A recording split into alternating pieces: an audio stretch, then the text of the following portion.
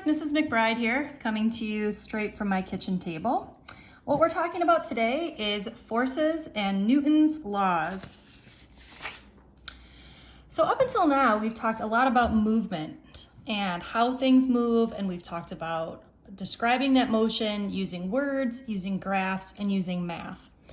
Today, what we're going to talk about is why things move.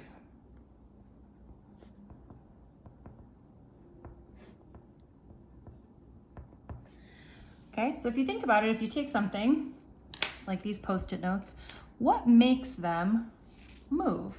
Well, what we say is that there is a force that is acting on them. And there's two definitions that I'm going to give you of force. The first one is that force is any push or pull. Okay, so if I take this Post-it note cube and I push it, we can see that it will move.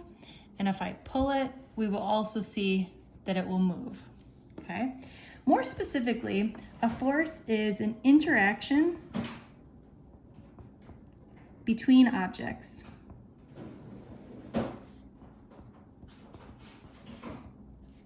Okay, so right now you could really say the reason why this is moving is there is an interaction between my finger and the Post-its. Now, what exactly can a force do? Well, a force can cause motion, which you saw there by the Post-it notes that were stopped that are now speeding up. Okay, it can speed something up. It can slow something down. Or it can cause a change in direction. Think about your car. Okay, when you apply a force to your gas pedal, it causes motion and it causes you to speed up. When you apply a force to your brakes, it causes you to slow down. And when you apply a force or a push or pull to your steering wheel, it causes a change in direction. The symbol for force is capital F, and the units are the Newton, named after Sir Isaac, not his brother Fig. Just kidding. All right, 1 Newton is equal to 1 kilogram times meter per second squared. So basically physicists are annoyed and they don't want to write out a kilogram times meter per second squared, so they come up with something called a derived unit. A derived unit just means that we know that a Newton is really 1 kilogram times meter per second squared. Okay, now there are two different types of forces. The first one is a contact force. Okay, that means like two objects are coming into contact with each other. So I always think of a contact force as being something like kicking or pushing or punching, etc. You can also think of air resistance as a contact force because it's coming into contact with something. Okay, and in general, what we do is we say, basically, this is an interaction between the electrical forces of particular elements. So basically, my protons, neutrons, and electrons are touching the protons, neutrons, and electrons in these Post-its, causing a force or causing an interaction. We also have something called non-contact forces.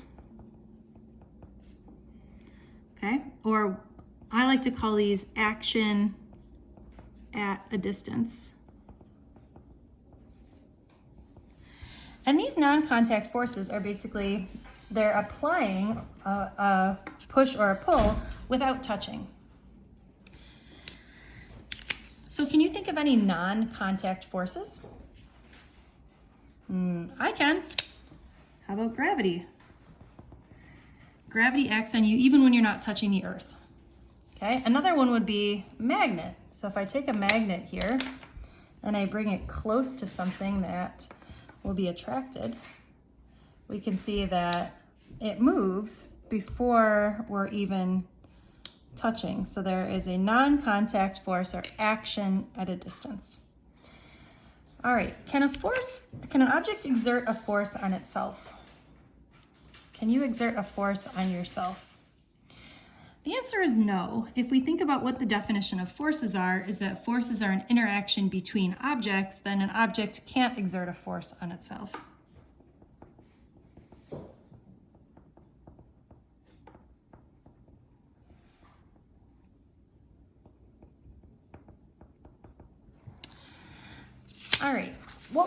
do for the rest of this video is talk about Newton's first law. But before we talk about Newton, we have to talk about Galileo. So Galileo's famous experiment says, I'm going to take a ball and I'm going to release it from the top of this black ramp. And I want to know what is going to happen. So Galileo releases the ball and he finds that the ball goes up to the very same height that he released it. Okay. So then he says, well, what happens if I make the ramp a little bit steeper here, like now the blue line? So he releases the ball and it turns out that it goes to the exact same height. Okay. So he says, well, what if I make the ramp a little bit steeper now, like the red line? What will happen? Well, it turns out, I know, shockingly, it will go to the exact same height. So then he says, well, what happens if I make the ramp so steep that it looks like it's just a flat line? So what happens is that he thought that the object would continue in motion forever because it was basically trying to get up to the top, but it couldn't, so it was going to continue on forever. And then he sort of left it there. And he said, all right, that's where I am with that. And in comes Newton. Newton says, hey, this is a really good idea. You know what I'm going to do? I'm going to take Galileo's experiment and I'm going to turn it into Newton's first law. My favorite quote from Newton is the following. He says, if I have seen further, it is by standing on the shoulders of giants. I think that's a nice way of saying that he basically stole Galileo's idea. So a little bit about Newton is that Newton was born on January 4th, 1643 in England. Here's a picture of good-looking Newton. And his father was a prosperous farmer who died when he was just born. His mother remarried and left him in the care of his grandparents, who gave him education in all sorts of different topics. He got admitted to Cambridge University, and he studied mathematics and optics and physics and astronomy until October of 1665. Then a plague swept through England. I'm sure you can only imagine what that was like. Think about what you did when you were home quarantined. Well, it turns out what Newton did when he was home in quarantine was he invented calculus. So he basically came up with the idea of how we study physics and math today. He also came up with the idea that white light, could be split up into the colors of the rainbow. And he was the first one to call gravity gravity because, as you may have heard, he was sitting under an apple tree, an apple fell on his head, and when that apple fell on his head, he said, aha, this force pulling the apple to the ground must be something called gravity, and that gravity is the same gravity that causes the planets and the moons to circle around the sun. So that's what Newton did when he was home in quarantine. You still might have time. Think about what you could do when you're home in quarantine. All right, so he took Galileo's idea and he came up with what he called Newton's first law. Newton says, an object in motion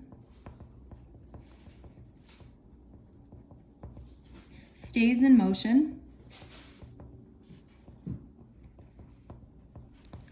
An object at rest stays at rest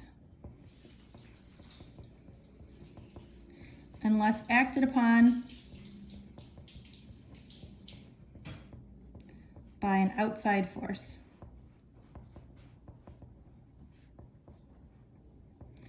And this is sometimes called the law of inertia.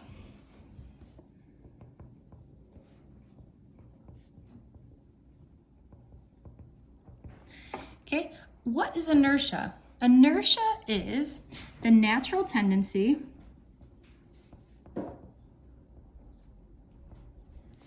for an object